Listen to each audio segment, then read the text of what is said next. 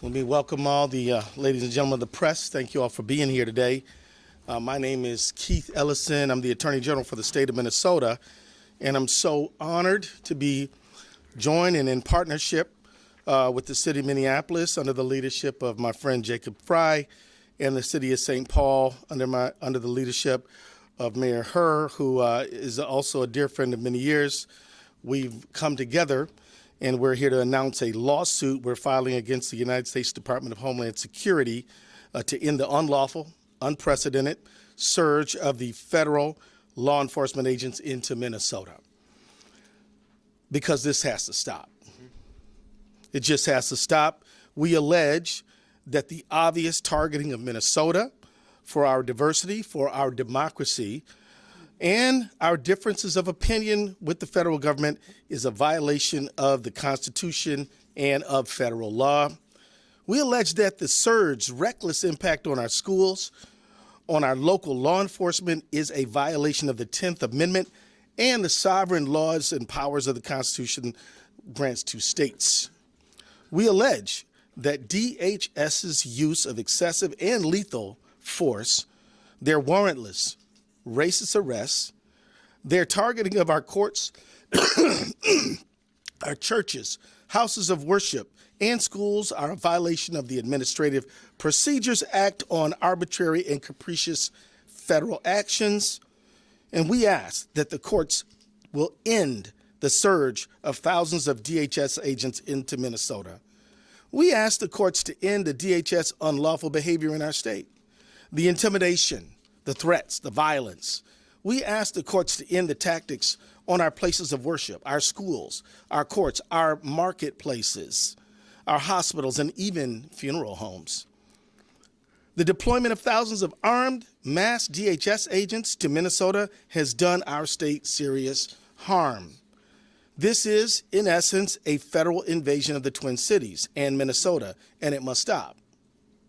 DHS agents have sown chaos and terror across the metropolitan area and in cities across the state of Minnesota.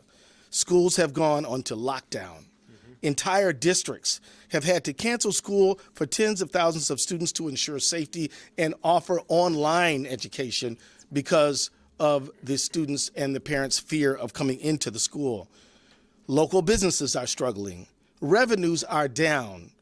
And some retail stores, daycares, and restaurants have actually closed because people are afraid to go out and to do their shopping, whether they're immigrants or whether they are citizens of many generations. This surge has made us less safe. Thousands of poorly trained, aggressive, and armed agents of the state, of the federal government, have rolled into our communities, overwhelmed our local police departments, and law enforcement agencies should be focused on our public safety, but instead, many are dealing with the aftermath of DHS agents' chaos and violence. I want to thank our law enforcement officers for doing a tremendous job under very difficult circumstances. Not the people, but the federal government. Minneapolis police have had to respond to more than 20 ICE-related incidents, like witnesses seeking people being pulled into unmarked vehicles by men en masse, or ICE abandoning vehicles on the street with people detained inside. This is an unlawful commandeering of police resources. In just 2 days, responding to the chaos ICE has cost the city $2 billion in law enforcement and overtime expenses. 2 days. And I wish I could stop there, but I can't, because these poorly trained, aggressive, and armed agents of the federal state have terrorized Minnesota with widespread unlawful conduct. They're making unconstitutional arrests and using excessive force. DHS agents have barged into restaurants asking to access secure areas, and when asked to present a warrant, which is required by law, they respond, "We don't need one." DHS agents have arrested peaceful bystanders. They have fired chemical irritants at people obeying lawful orders while exercising their First Amendment rights. They have even done so at some of our most sensitive places, like Roosevelt High School here in Minneapolis. They have detained law-abiding citizens, leaving them handcuffed for hours just because of the color of their skin or what they're wearing, or they speak English with an accent. And on January 7th, 2026, a DHS agent shot and killed Renee Nicole Good, leaving her children without a mother and her 6-year-old son without either parent. This has to stop. So let's be clear. It never should have started. These agents have no good reason to be here. Minnesota's non-citizen immigrant population is just 1.5%, which is half the national average. Our state's percentage is lower than Utah, Texas, and Florida's, but none of those states have thousands of federal agents swarming their streets or harming their people. The administration says that they're focused on finding criminals. Worst of the worst, they say. But many of the people the DHS is arresting in Minnesota have no criminal history. That fits a pattern. In 2025, 93% of the people arrested by ICE had no violent criminal history, 65% had no criminal convictions at all, and randomly stopping people in the street because their skin color isn't the one that they expect or want isn't doing a thing to help public safety. I've heard the administration talk about fraud. No, not the 43 fraud convictions the president has or the $43 million fraudsters the president has pardoned, but instead saying that ICE is here to look for fraud somehow. You know, we work with federal government all the time, and if the federal government wants to help us with forensic accountants, we're open to that conversation. But these ICE agents who are engaged in the behavior that they're engaged in are not helping public safety at all. Immigration enforcement agents aren't trained to investigate fraud, and randomly stopping people in the street because you don't like their accent isn't going to stop fraud. So enforcing federal immigration law and fighting fraud are just pretexts for this surge. The real reason, it's no secret. Donald Trump and his administration have been targeting people, cities, and states that don't agree with them politically. He's singled out Minnesota countless times. He's called us corrupt and crooked. He's attacked our funding to the tune of billions of dollars, which we are challenging. And we fought back, of course. He's attacked programs that Minnesotans rely on and tried to shut them down and pay taxes for. And he's attacked Minnesotans with despicable, racist, xenophobic language. The truth is, Donald Trump doesn't seem to like our state very much. But what's that about? He doesn't like our best in the nation, safe and secure elections. And sometimes he doesn't like who we choose in them. Just last week, Trump claimed that he won Minnesota 3 times, when in fact, he's never won Minnesota. He doesn't like how we take care of each other or how we make sure our kids have enough to eat. He doesn't like the strength that immigrant communities bring to our state. And he doesn't seem to like that we protect our neighbors no matter where they were born. In short, the Trump administration's decision to target Minnesota and Twin Cities is motivated by a desire to retaliate against Trump's perceived political opponents, who are the people of the state of Minnesota and the Twin Cities, rather than any good faith concerns about immigration enforcement, public safety, or law enforcement.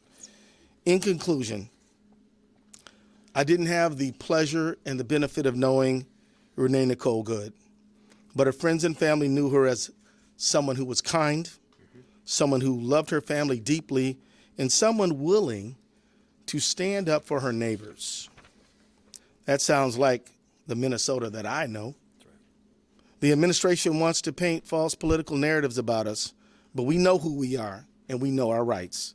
The Constitution gives Minnesota the sovereign authority to protect health and well-being of every single person who lives on our borders.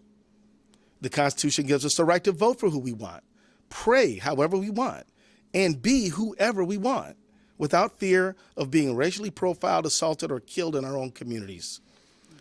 We're going to defend those rights because as much as they like to believe it, DHS is not above the law, and the people of Minnesota are certainly not beneath it. Let me now bring forward my mayor, the mayor where I go home at night and is doing a wonderful job protecting our city, Mayor Jacob Fry.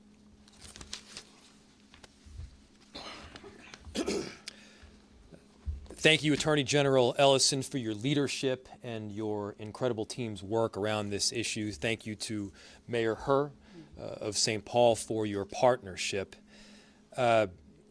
These are not normal times, and so the response that we are asking for from the judicial system and from the courts requires that we file suit at this particular moment. What we are seeing right now is not normal immigration enforcement.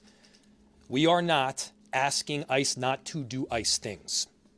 We are asking this federal government to stop the unconstitutional conduct that is invading our streets each and every day. You've seen the videos. At times there are as many as 50 agents arresting one person. The scale is wildly disproportionate and has nothing to do with keeping people safe. In Minneapolis, we've done work extensively with the federal government under multiple administrations to keep people in our city safe. We have worked with the DEA, the ATF, the FBI, the Attorney General's office, as well as the U.S. Attorney's office, to successfully drive down crime in our city. We've seen the results of that work, but let's be clear. The stated reason of this federal government for bringing in this full invasion of ICE and border control is not safety. If it were safety, there would be other mechanisms to achieve safety. By the way, crime is down in virtually every category, in virtually every neighborhood of this city. If this were about fraud, then you'd see an invasion perhaps of accountants. But that's not what you see. What you see is people being indiscriminately taken off our streets. Discrimination only takes place to the extent that a determination has made that somebody is Somali or is Latino, or at least they look that way, and then there is virtually no discrimination thereafter. Here's the thing. You can't indiscriminately take people off our streets, American citizens off our streets. You cannot drag pregnant women through the snow. You're not allowed to take teenagers out of their car and detain them when they are in fact American citizens. That is against the law in every state. That is against our United States Constitution. And we're feeling the impact here in Minneapolis. Schools have closed. People are afraid to go to work, shop, or seek medical care. 911 calls are up. Police resources are indeed stretched thin. We have approximately 600 officers in the city of Minneapolis. Mayor Herr has approximately 600 officers in the city of St. Paul. The number of ICE agents and border control are now in the thousands. They are in the thousands. If the goal was immigration enforcement, if the goal were simply to look for people that are undocumented, Minneapolis and St. Paul would not be the place where you would go. There are countless more people that are undocumented in Florida and Texas and Utah. Why are they in these much smaller cities in the middle of the Midwest? The answer is very clear. It is politics. Florida and Texas and Utah are Republican states. The reason that Minnesota and Minneapolis are being targeted is because you've got a Democratic governor, a Democratic attorney general, and you got Democratic mayors. We are doing everything possible to keep our cities safe through this unprecedented time, and at the same time, we have police officers that are tired. We've seen damage substantially because we're now having to pay a ton of overtime. Millions of dollars of emergency overtime for law enforcement. Emergency operations have been activated across our city and state agencies, pulling focus on daily core services that we, by the way, are tasked with providing. Local police officers are being diverted from the very work that we need to be doing, and small businesses are losing significant revenue, with some worried that they may not survive this at all. People are scared to take their kids into school or daycare, to go into work. They're going to have difficulty paying rent. There is no doubt in my mind the kind of action that the federal government is taking is not just mean-spirited. It's unconstitutional, and every one of us need to be standing up. Let me give you another example. Just last week, a group of our city's public works employees were stopped by ICE agents. 3 of the 4 employees were not white. The ICE agents asked to see the IDs of the 3 non-white employees and didn't even bother to ask the white employee for the identification. Minneapolis is being targeted because we stand up for our neighbors and we welcome immigrants because we believe in the law. And as I said, frankly, because we are in a blue city in a blue state. Donald Trump should know, as long as federal agents are in our city acting unconstitutionally against our neighbors, we will continue to push back with everything we got. And let me just take a moment to say how grateful I am to the residents of our city and of our state. We are not victims in the city of Minneapolis. We've got heroes that are standing up for each other, that are standing by the neighbors that they love. And one thing that I can tell you for certain is that we aren't backing down. We don't retreat in Minneapolis. We don't back down in Minnesota. We stand up against bullies, and right now, what we are asking for is an intervention from the court to push back on this unconstitutional conduct, pure and simple. I'll now turn it off to Mayor Herr.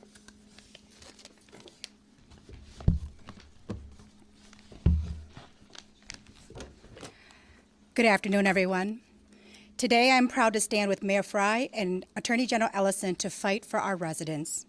This federal occupation of our cities needs to end immediately. Federal law enforcement is racially profiling our residents, creating mass chaos, and undermining the relationship between local government and our communities. We will not stand idly by and watch this happen. With this collective action, we are taking a firm stance to tell federal law enforcement that this cannot happen in our country. It cannot happen in our state, and it cannot happen in St. Paul. Federal law enforcement is going far beyond what they can and should be doing to enforce immigration laws. They are endangering our community's safety, straining our resources, and sowing distrust. While we know we can't control federal agents, we will pull every lever we have to fight back in every way that we can. They've come into St. Paul and needlessly invaded our neighborhoods and homes. They're targeting us based on what we look and sound like. Our residents are scared, and as local officials, we have a responsibility to act. I want to thank Attorney General Ellison and Mayor Frey for taking a united stance for the people of Minnesota. And to our immigrant and refugee communities, let me be clear. You are a vital part of our city. You are loved, and you are wanted, and you are important to the fabric of our state. That's right. As a refugee who came to this country, this is the state that welcomed my grandparents here in the late 70s, allowed our family to break the cycle of poverty in one generation, educated us, allowed us to build wealth, and within one generation have a new family members that are educated and a part of this economy and this workforce. That we need to continue to make sure that our state stays that, and that can't happen if ICE continues to run amok of our city and our state. And so we cannot let this federal administration divide us. We need to come together now more than ever. Thank you. Thank you. Great job. So now we have a few minutes for questions. I want to acknowledge the vital presence of President Elliott Payne of our Minneapolis City Council here on behalf of all of the council members, I think, in the council, representing the council. Thank you for your presence here, sir. And I also want to say thank you to all of our staff members who've worked so hard to prepare us for this moment. They all are very, very critical to the work that we do every day, and we're grateful to them as well. And they may help us answering some of your questions. We have about 15 minutes for questions, and so I'll select the first person who I see. Tom? Attorney General Ellison, there's been some success in getting the National Guard out of some states with lawsuits like this, but that was over a question of what the role of the National Guard is. It's pretty clear what ICE's role is. Is that going to make this legal challenge more difficult? I don't think so, because ICE, as I think the Mayor Fry said very well, ICE has statutory responsibility to do a certain job.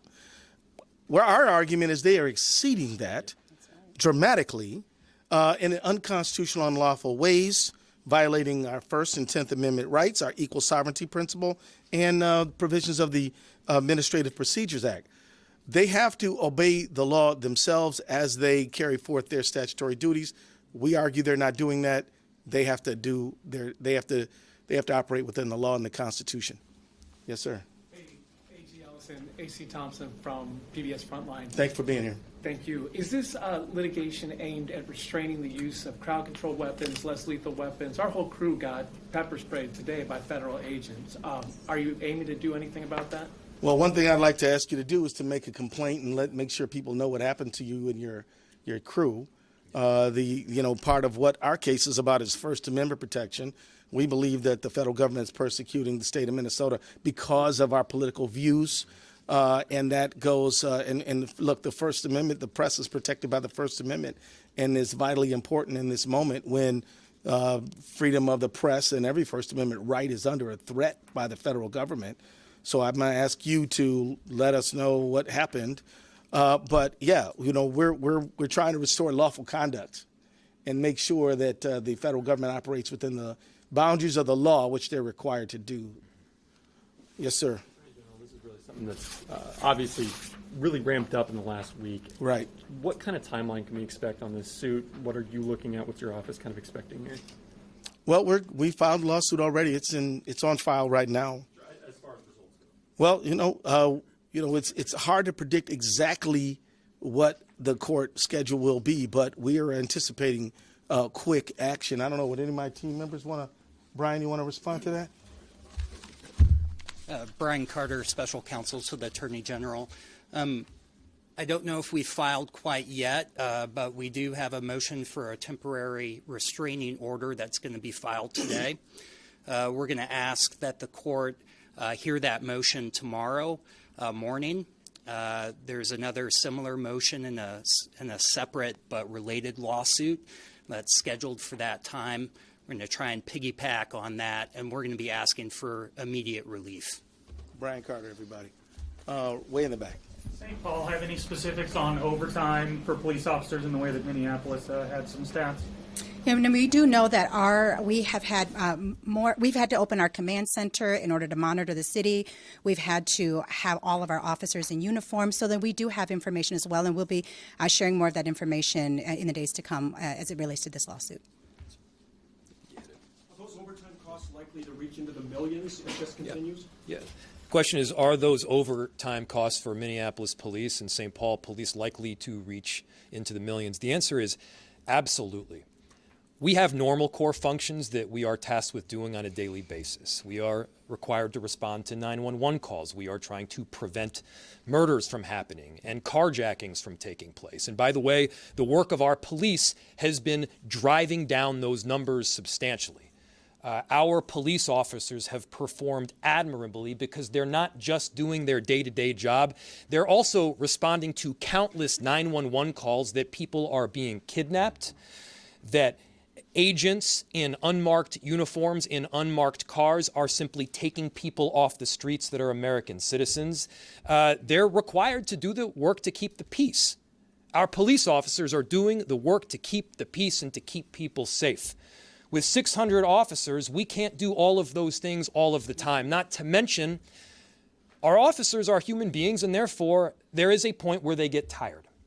And when we've canceled all days off, when our chief is working tirelessly, and he deserves a ton of credit here too, where we've got officers that are working incredibly long hours and long shifts, the truth is that when you get to a certain point, you start making mistakes.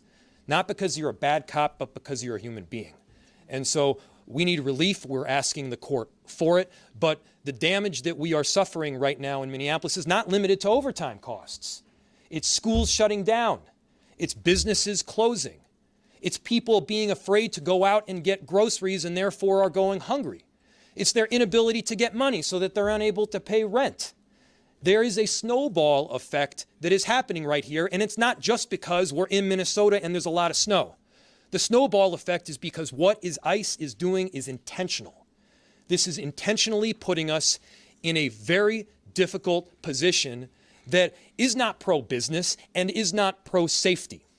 The only thing that I can see it being is pro-politics.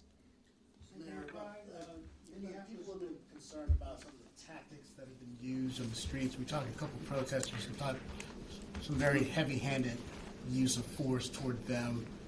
Are you guys concerned about what you're hearing from the public in terms of not only when we talk about the pepper ball spray or how people are being tackled and handled or what you saw at the high school? Can you elaborate on what you guys are hearing about? Well, I'll let the mayors jump in here, but I can tell you that this whole lawsuit is partially driven, not exclusively, but partially driven by exactly what you just said. And again, look, ICE was operating here before this surge. We didn't file a lawsuit before. That's right. This is because of this surge. And quite honestly, it is because of the accumulation of so many stories that are just so far out of the range of normal. Some of y'all saw the videotape at Target. Some of y'all saw the videotape at Roosevelt High School. And I can tell you how many people who've called me and said, I am afraid to go to work. And I'm not talking about people who are non-citizens. I'm saying citizens. Because when a woman like Renee Good gets shot down, then everybody, citizens, non-citizens, are terrified. And I'll leave it to the mayors to fill in there. I will say that the question is if we're hearing about it. We are absolutely. I mean, I think that we are really lucky here in our state, and specifically St. Paul, Minneapolis, is that we have a strong network of community organizers who've been working together. We hear almost every instance that happens, whether it's text to us personally and we're looking into it, or whether it's coming into our neighborhood groups. We are hearing it and we are seeing it, and we are looking into every time I get one, I inquire into it to see. But I think that what's more important in all of this is that it's not just the tactics that are being used. It's the attack on the American people who are citizens. I wasn't born here. I'm carrying my ID with me. I'm carrying my passport card and my ID with me all the time because I don't know when I'm going to be detained, when I'm going to be approached. The fact is that it doesn't have to, the tactics doesn't even at this point really matter, right? It's the fact that we are being attacked as American citizens right now, and we are hearing of it, and we are inquiring into it every single time we get something sent to us. Last question. A lot of lawsuits against the federal government that have been ongoing, led by your office. We also do have the backdrop of fraud investigations happening as well. Can you just speak about how resources are being doled out in the Attorney General's office and who's being dedicated to fighting the federal government? Our Medicaid fraud unit is hard at work. We've prosecuted and convicted over 300 people since I've been Attorney General for Medicaid fraud, and other people in our office who do agency representation. They're working hard, but the people who work on what I call federal accountability, they're busy too, because the federal government has tried to deprive our state of money that we're entitled to by statute, that has been appropriated to our state, and if we don't fight for it, we won't get it, and that will deprive the people of the state of Minnesota of resources and money that they deserve. And I'm talking about things like SNAP benefits, housing benefits, child care benefits, all kinds of benefits, National Institute of Health benefits, FEMA benefits that they've tried to unconstitutionally deprive us from. So do we have resource pressure? Yeah, my folks are working really hard, harder than they should have to. But we can walk and chew gum, and we're fighting fraud every single day. And let me just say this about fraud. Anybody who steals from a program designed to help poor people is no friend of mine. Right. And I'm all good to hold them accountable. And, the federal government, they're doing all this stuff that we don't need them to do. I wish they'd do some more things we do need them to do. Now, I'm not talking about local federal officials. They're doing their job. We worked with the U.S. Attorney's Office and the FBI to fight fraud, and I'm very glad with their partnership. What I'm referring to is the substance of this lawsuit right now. This is not what we need. We don't need this, but we need all the help we can get to help make sure that every dollar that the generous people of Minnesota devote to helping others gets to those others. Just one more, if I may. If the courts do rule in your favor here, are you confident that DHS and the federal government would abide by the judge's orders, and what would be the next course Yes, of I action am. if they do not? No, I believe that they will abide by the orders, because I believe that anybody who stands below an American flag, lifts up their hand and swears an oath to support and defend the Constitution of the United States will abide by the lawful orders of a court. And if they don't, I want everybody in this room to know that they are the ones who are expressing contempt for the rule of law. Now, having said that, you asked the what if question. Well, you know, there are ample ways to make a miscreant violator of a court order obey that court order. One of them is a contempt of court, but let's not jump there. Let's expect good conduct and obedience to law, and that's what we expect. That's what we expect we're going to get. And I think there's a possibility that Mayor Fry wanted to talk a little bit more about what your citizens are going through, or maybe you covered that already. I can add on. Yeah, but I just think well, you want to go for it? Just in general. Yeah, just like what people are dealing with, man. Yeah. I mean, we don't use the word invasion lightly. What we are seeing is thousands, plural, thousands of federal agents coming into our city. And yeah, they're having a tremendous impact on day-to-day life. And it's a negative one. And whether that's kids that are trying to get to school or businesses that are trying to open, that's police officers that are responding to 911 calls. It's just about being able to conduct daily life right here in our city. And look, this is not about fraud. When you have a fraudster, you investigate, you charge, you prosecute, you hold the person accountable, and then they get put in jail as an individual. They get put in jail as an individual. You do not hold an entire community or an entire city accountable for the actions of the fraudsters. That's not a novel concept. That's just the way this works in American society, and we should be abiding by that. Good. Thank you, Mr. Mayor. And let me say thank you, Mayor Herr. Let me say thank you to the men and women of the independent press of America. Yep. The reality is that the work you do is critically important to get the word out to the people, and we are grateful for it. And with that, we're going to conclude. But I'm sure any of us will be willing to talk to y'all offline. Bye-bye.